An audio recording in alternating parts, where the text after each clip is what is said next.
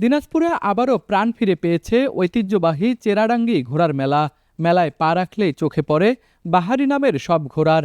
রাস্তার রাজা, বিজলি রানী, রাস্তার পাগল, রংবাজ, পারলে ঠেকাও নামেই যেন তাদের ব্যক্তিত্বের প্রকাশ।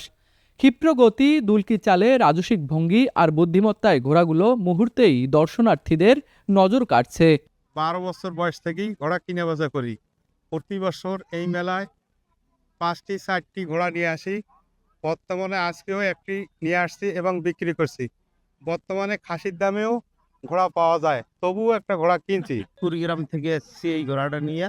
ঘোড়াটা এখনো বেচছি না, দাম ভালো না, বাজার ভালো না ঘোড়াটা, ওই জন্য ঘোড়াটা আমি বেচছি না।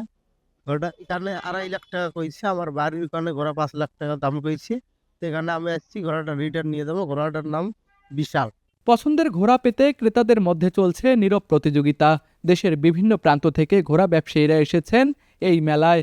ক্রেতা ও বিক্রেতাদের ভাষ্য, তাদের পূর্বপুরুষেরাও এই মেলায় ঘোড়া কেনাবেচা করতেন, আর পারিবারিক সেই ঐতিহ্যই আজও ধরে রেখেছেন তারা। আমি এই মেলায় পাকিস্তান থেকে আসি। আমরা দুই দোস্তেই। তারপর আগের তুলনায় এখন মাল কম, মেলাও লাগে কম। তখন গরু মহিষ দুইটাই বাইরে ছিল, এখন নাই, আস্তে আস্তে কমে যাচ্ছে। 4টা নিয়ে এসেছি, 2টা বিক্রি হলো আর 2টা এখনো আছে। ঠাকুরগাঁ পীরগঞ্জ থেকে এসেছি ঘোড়া নিতে। ঘোড়া নিয়ে আর দেখলাম বাজার এবারে কম, তো এই জন্য আগের থেকে অনেক কম। এই জন্য এবারে এটা পছন্দ হইলো। 33,600 টাকাতে নিয়েছি, লেখাই 600।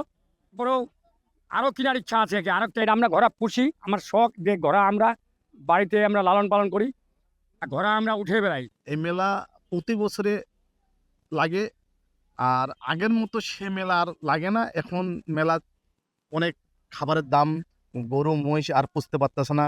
তবে আমাদের ঘোড়া মোটামুটি উঠে যাক, বাচ্চাদেরকে সেই ঐতিহ্য দেখাতে নিয়ে আসি।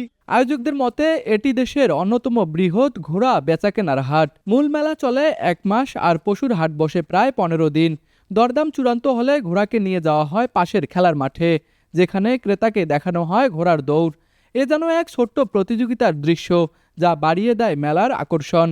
প্রায় 77 বছর আগে শুরু হওয়া এই মেলায় একসময় ভারতের বিভিন্ন অঞ্চল থেকে গরু, ছাগল, মহিষ, উট ও দুম্বার ব্যাপক আমদানি হতো। কালের পরিক্রমায় এখন সেই জায়গা দখল করেছে একমাত্র ঘোড়া। তবুও ঐতিহ্যের আলো নিভে যায়নি। ক্রেতাদের মতে আগের এই মেলায় আরও বেশি ঘোড়া আসতো, বেচাকেনাও ছিল অনেক বেশি। এখন কিছুটা কমে গেলেও ঐতিহ্যের টানেই মানুষ ভিড় জমায় এখানে। আমাদের এই মেলার মূল আকর্ষণ হলো ঘোড়াহাটি। ঠিক আছে, ঘোড়াহাটি আমাদের ঠিক মাঘের 18 অথবা 19 তারিখের মধ্যে আমাদের ঘোড়াহাটি লেগে যায়। আমাদের এবার মাঠে এত ঘোড়া এবার উঠছে, আমাদের মাঠে ঘোড়া বিপুল ঘোড়া ছিল, আপনারা দেখছেন। আর এই ঘোড়া আমরা যারা ঘোড়া নিয়েছিল মাঠে, তাদের কাছে আমরা জিজ্ঞাসা করছিলাম যে আপনাদের বাসা কোথায়, আপনার কোন জেলা থেকে এসেছেন।